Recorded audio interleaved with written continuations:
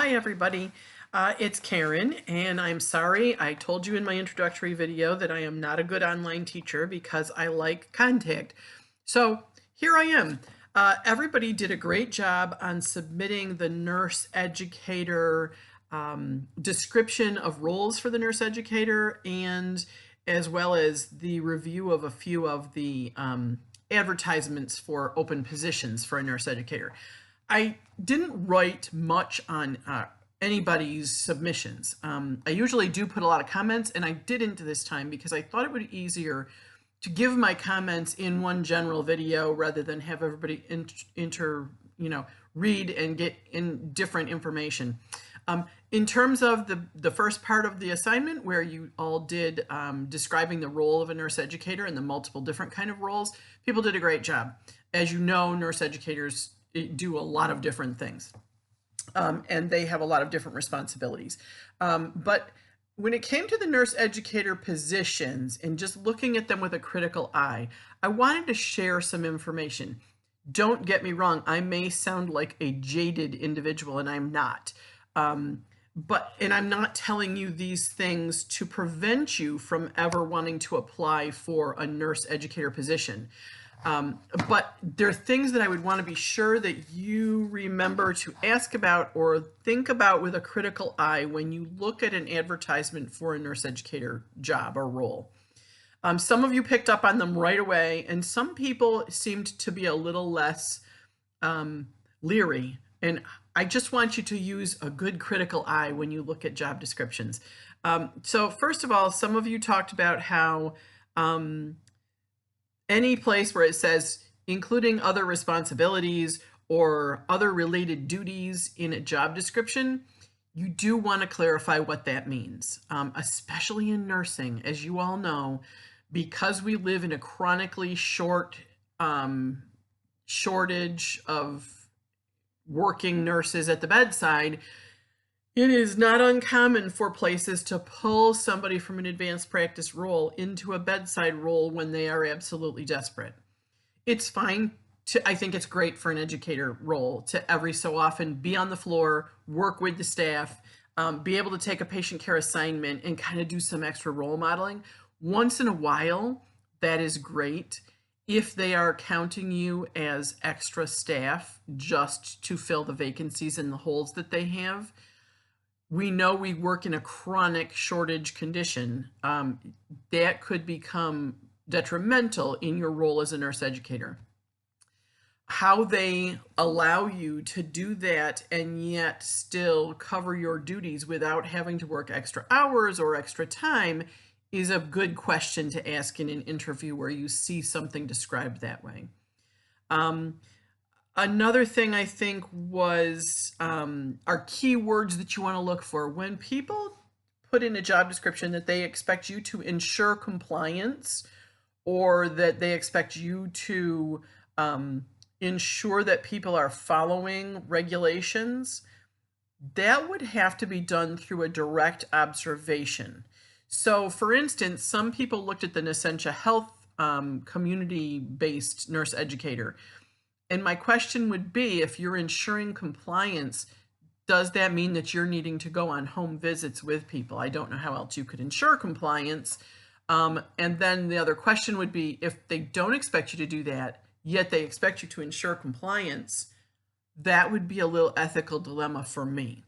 So that's another one of those critical keys that I just want you to think about. There are certain words that are used in developing an ad. I know this from having worked as a nurse manager and a nursing director for years, that we really wordsmithed some of our job descriptions.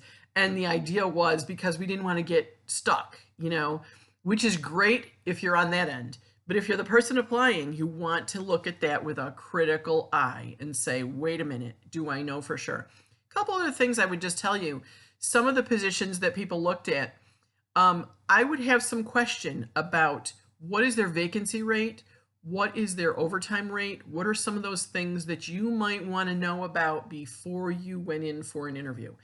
I am a big proponent of interviewing. I think we get better at it as we do it. I don't think it hurts. I would not interview just to waste a person's time if I really had no genuine interest in the position. But even if a position had some questionable things in it, I might go for the interview because I would like to ask a lot of questions. But you have to go with a critical eye. You have to go with not a chip on your shoulder, but being very hypercritical or hyper alert to cues. All right. I think nursing education gets lumped into a bad category very frequently. That, you know, people look at that, well, you're a nurse first. Yes, I am. But if I'm looking for an advanced practice role as an educator, I'm not sure that I want to spend 50% of my time at the bedside versus maybe 5% where there's absolute desperation and I can help out. I also don't want to spend 90% of my time doing orientation in checklisting skills versus developing, you know, future education modules or processes for staff on a unit. So things like that are things that you just want to kind of try to tease out. When you go to an interview and the person is very clear about what they want, you'll know whether it's a job that you want or not. A couple other things that I picked up on just in looking at some of those things. There was some questions, a good question that I don't see a salary listed. When you apply for state positions, when they say the salary range is like an NSS or an NSL4, and those are the state service line. And so you can look up state salaries. You can look up what just go to New York State salaries and you can look up what NSL4 is. State applications like Upstate was on there for quite a few of you.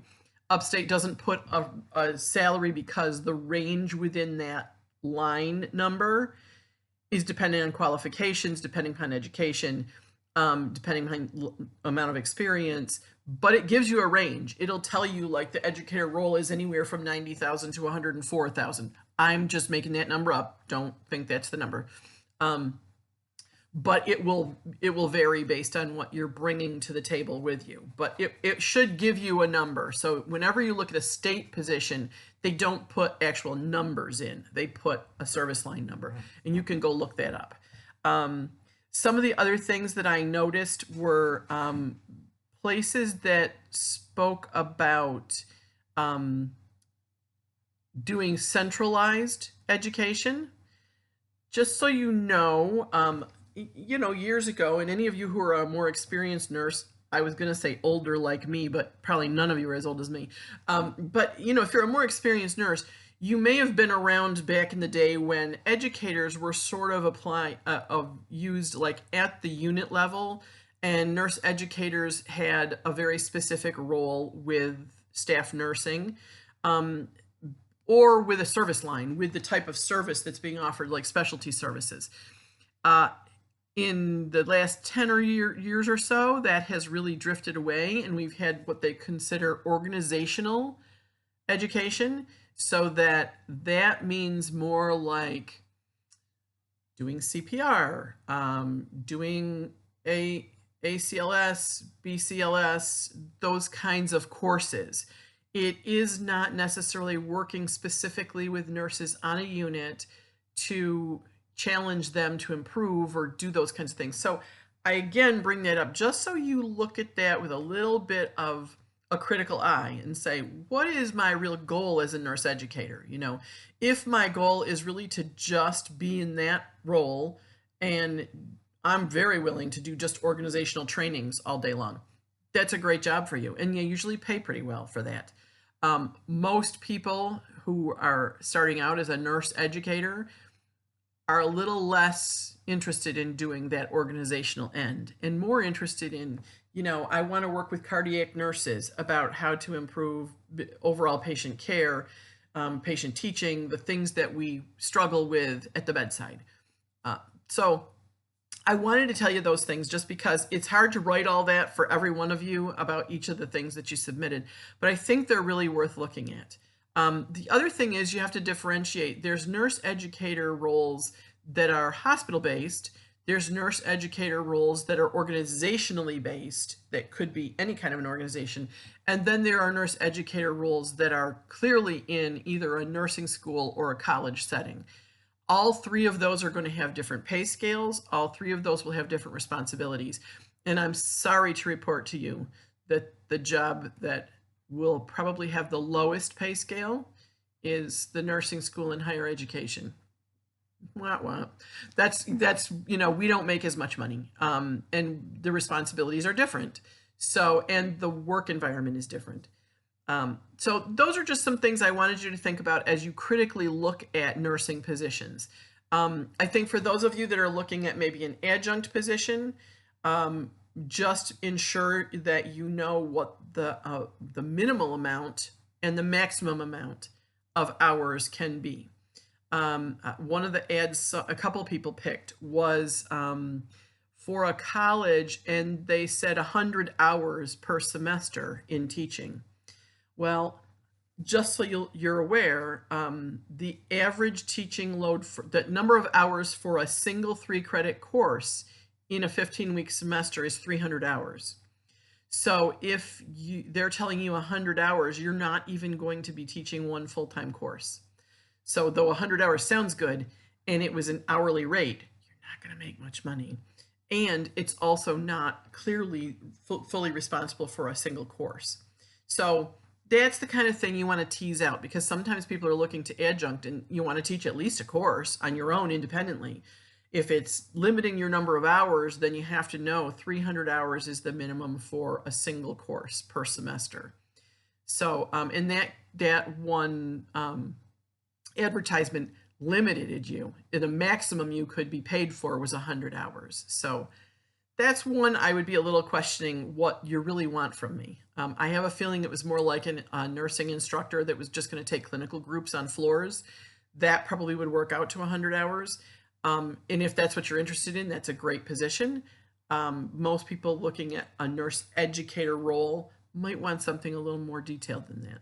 So, all right, I'm sorry I have to babble on, but I just wanted to give you the feedback on that. You did a great job on the assignment overall, but I just want you to think a little more critically when you're looking at nurse educator and saying, yeah, what should I be looking for in the hidden meanings in some of these positions?